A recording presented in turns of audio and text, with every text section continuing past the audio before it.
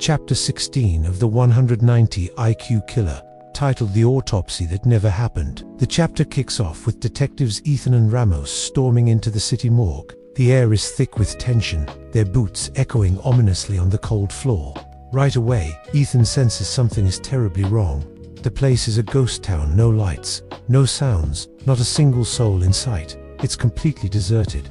Liana. Ethan's shout pierces the silence, but only an echo answers back. Liana, the medical examiner, is nowhere to be found. Ramos tries to be optimistic, suggesting maybe she just left early. But Ethan, who knows her well, immediately dismisses the idea. He says, "No, she never leaves early. This isn't just a hunch. It's a cold, hard fact that ratchets up the suspense." Ethan's instincts lead him to the autopsy suite. He pushes the door open to find a scene straight out of a nightmare. A single gurney stands in the center of the room, holding a body covered by a stark white sheet. As Ethan cautiously approaches, his blood runs cold. Sitting on top of the sheet is Kay's signature calling card, a single white Lego brick. Beside it, a note. Ramos, his voice trembling, can barely get the words out. "Don't tell me." Ethan unfolds the note. The killer's message is chilling. "You're too late, Mad Dog. But not for the reason you think." What could that possibly mean? Is Liana gone? Is she the one under the sheet? The suspense is almost unbearable. With a deep breath, steeling himself for the worst, Ethan pulls back the sheet. And then, a wave of relief washes over him, but it's short-lived. The body isn't Liana. It belongs to another victim, a homeless man who had been reported missing. He's been dead for hours. Ramos is completely baffled. Why would Kay bring a body here? He asks, trying to make sense of the bizarre situation. And that's when the horrifying realization dawns on Ethan. His eyes widen as he connects the dots. He points to the neatly arranged autopsy tools on a nearby tray. He didn't bring the body, Ramos, Ethan explains, his voice barely a whisper. The body was already here. The implication sends a shiver down Ramos's spine, meaning Ramos begins, but Ethan finishes the thought. Kay was inside the morgue, working, observing, learning. The killer wasn't just leaving a message, he was using the city's own facilities to perfect his gruesome craft. He was learning from the inside. This revelation completely changes the game. Liana wasn't kidnapped by the killer. As Ethan looks around the empty, sterile room, another, equally chilling truth hits him. He spams Ramos, still reeling, asks the question on both their minds. Then where is she? Ethan's answer is a single, powerful statement that leaves us hanging on the edge of our seats. She ran. Liana wasn't taken. She saw something. She realized who Kay was, and she fled for her life. Chapter 17, titled The Doctor Who Saw the Devil. Imagine this. 2 blocks away from the morgue, behind a grimy dumpster, they find Dr. Liana Cross.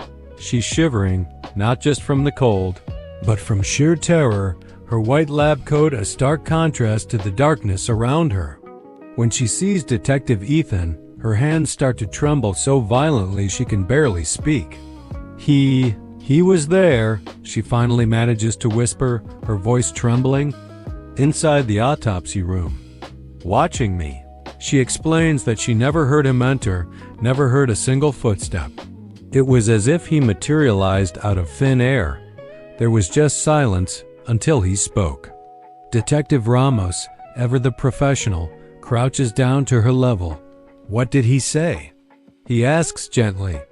Liana's voice cracks, filled with a mix of fear and disbelief. He told me, "You open bodies to learn their secrets. I open accidents to teach mine." The words hang in the air. A chilling pronouncement from the killer known only as K. Ethan feels his stomach tighten into a knot. This wasn't just a threat. It was a lesson. But it gets even more disturbing.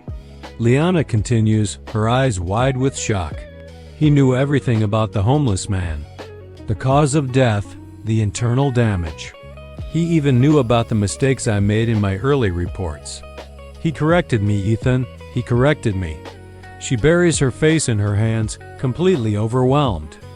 A killer, correcting the medical examiner on her own work. It's a move of pure intellectual arrogance. Then comes the final, mind-bending twist. Liana recounts his parting words. He told her he didn't want to kill her, not yet. Why? Because, in his own twisted words, she makes your mind sharper. A slow, cold realization dawns on Ethan.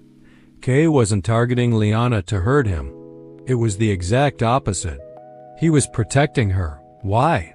Because Liana, with her brilliant forensic skills, pushes Ethan to be a better detective. She keeps him worthy. Kay isn't just a killer. He's a player in a deadly game, and every good player needs a worthy rival. He's not trying to break Ethan. He's trying to build him up for the final confrontation. The game has just reached a terrifying new level. Chapter 18. Kay's Gift of Truth. Liana, finally composed after the earlier chaos, guided Ethan and Ramos back into the cold autopsy room. The air was thick with tension. She pointed a gloved finger at the body on the stainless steel table. "This isn't just another accident victim," she announced, her voice steady but strained. "Take a closer look at the bruising pattern." Ethan leaned in, his sharp eyes scanning the corpse. The ribs were shattered, but it wasn't the kind of damage he'd expect from a simple fall. The fracture lines were too precise, too uniform. "Blunt force trauma," Ethan muttered, almost to himself. "Applied from directly above." "Exactly," Liana confirmed. "But here's the strange part. There's absolutely no debris.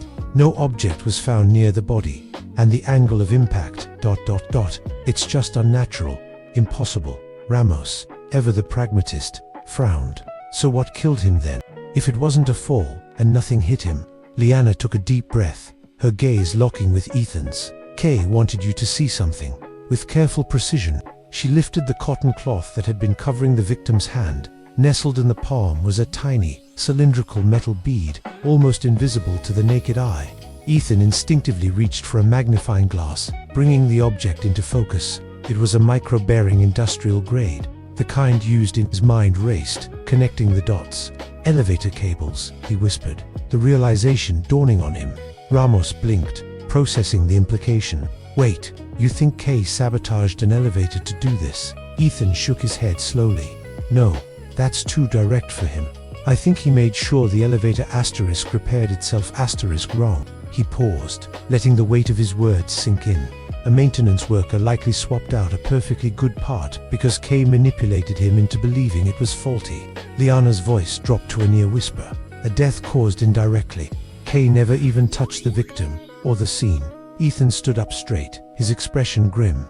"Kay is sending a message. He's proving he can kill through pure influence, by exploiting the system itself." Ramos let out a heavy sigh, running a hand over his face. "Great, so now we're hunting a killer who can murder by suggestion." "No," Ethan corrected, his voice firm and cold as steel. "It's worse than that. He can murder by guiding human error." And in that sterile room, they all understood the terrifying truth. They were facing the worst possible kind of killer. Stay tuned as we unravel the next chapter. Don't forget to like, subscribe, and hit that notification bell so you don't miss a single update. Thanks for watching. With Chapter 19, The House of Rumors. Late that evening, a cryptic text message lit up Ethan's phone.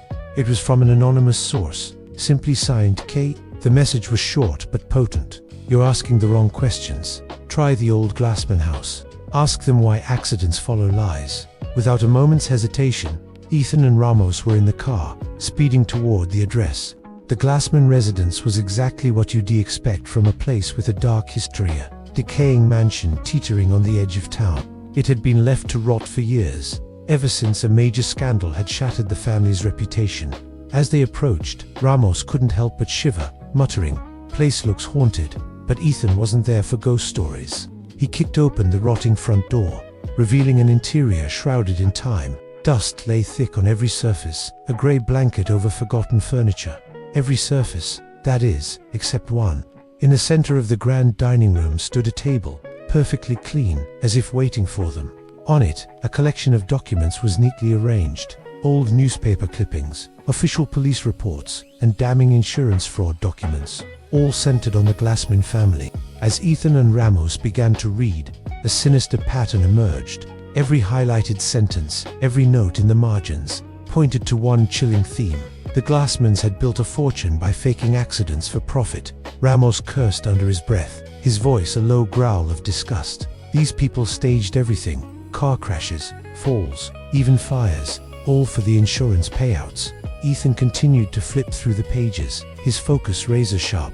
Then, he stopped, He froze, his eyes locked on a single name in one of the reports. It was the name of the homeless man currently lying on the autopsy table. He wasn't just some random victim. He had been a key witness in the Glassman case, and he had died under mysterious circumstances just days before he was scheduled to testify. Ramos let out a long, slow breath. So, Kay killed him because he was connected to this fraud family. Ethan slowly shook his head, his gaze distant. No, that's not it. Kay killed him because the Glassman family once staged a fake accident that went horribly wrong and resulted in a real death, a child's death. He spoke quietly, the words hanging heavy in the dusty air. Kay doesn't kill for revenge. Kay kills to expose lies. Ramos stared, trying to process the revelation. So this is personal for him. Ethan closed the file, the sound echoing in the silence of the abandoned house. No, he said, his voice firm. This is philosophical. What truth is Kay trying to uncover? We'll find out soon. Chapter 20 of the 190 IQ Killer. The video in the wall. As Ethan and Ramos combed through the Glassman house, a flicker of imperfection caught Ethan's eye. A tiny crack in the floral wallpaper, almost invisible. He peeled it back, revealing a small, dark cavity carved into the wall. Tucked inside was a smartphone, its screen dark. Ethan picked it up. A video was paused on the screen.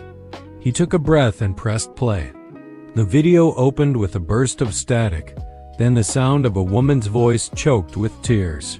She was crying, begging for something, for someone. The camera, unsteady, tilted down, revealing a grimy basement. A child's tricycle lay on its side, one wheel still spinning slowly.